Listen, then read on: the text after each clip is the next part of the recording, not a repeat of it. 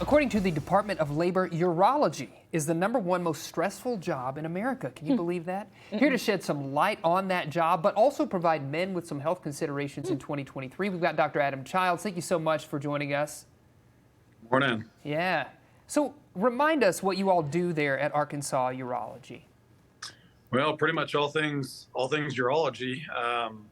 I'll be honest, I don't think I knew what a urologist was until I was a couple years into med school. So I think a lot of people, if they've not seen the urologist before, probably don't know much about what we do. But essentially, we're the surgical specialists of the urinary system. So think kidney stones, kidney cancer, bladder cancer, prostate cancer, reproductive related issues like erectile dysfunction and infertility.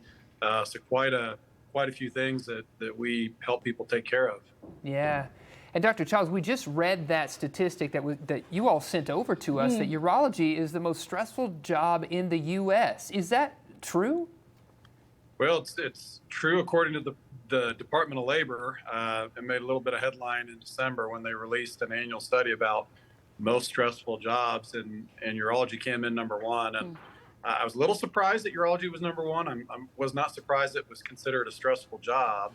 And as I reviewed that whole list, when you look at the top 10, almost half of them or over half of them are all healthcare related. So several of them are surgical fields. And so I do think it's a stressful time to work in medicine, both for the nurses and the physicians and the surgeons. But apparently urology is the most stressful job in America right now. And I couldn't get much detail on how they came to that conclusion, but I can certainly shed insight into some of the things that trigger stress or things that we deal with on a regular basis. Yeah, certainly. And I know one of those things that can generate stress, obviously, in a lot of families is cancer. I'm wondering if you have any statistics you can relay to us about specifically prostate cancer. You bet. Well, we certainly take care of a lot of different types of cancer that affect men in, critical and intimate ways. But prostate cancer is a big one. It's the #2 cancer killer among men out there. So it's quite common. And most men and women, as they get older, will know someone who's afflicted with prostate cancer, who's had to go through this. And fortunately, some of it's less aggressive and can be watched, but unfortunately, some of it's quite aggressive and needs surgical treatment or radiation-based treatment. But it's about 1 in 7 men will deal with prostate cancer in their lifetime. And again, the #2 cancer killer among men out there. So it is a serious concern and a serious issue we deal with on a daily basis. Sure. What if, as viewers are watching, and they're like, you know what, it's time, maybe I need to get screened. What's the screening process like? Well, the screening process is pretty easy. Typically, it involves some blood work for what's called prostate-specific antigen, or PSA. A lot of patients, general docs will be checking this. Some do not, based on some controversies and screening recommendations. But we do recommend that be done on occasion in conjunction with a discussion with your physician.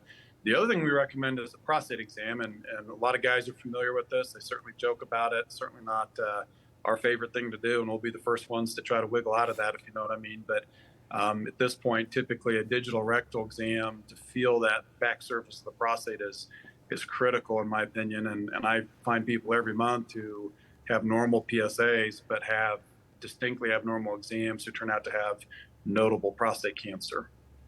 Are there some warning signs that men should be looking for, Dr. Childs? Absolutely. I think the most common symptoms we see are changes in urinary habits. And so although a lot of that will come from age-related issues regarding bladder health and enlargement of the prostate, one of the first things we always do is rule out prostate cancer. And we find a handful of people every year who seem to present with enlarged prostate symptoms who really have urologic cancer, is oftentimes prostate cancer, but also bladder cancer. So I'd be concerned about blood in the urine. I'd be concerned about any microscopic blood in the urine, and I'd certainly be concerned about any obstruction type symptoms in terms of changes to the stream, straining, urgency, frequency. So I think it's important to kind of know our bodies and know our baseline symptoms. But if there's a distinct change in symptoms, especially over a few years or less, I get concerned about prostate cancer. Sure. Yeah, that's great.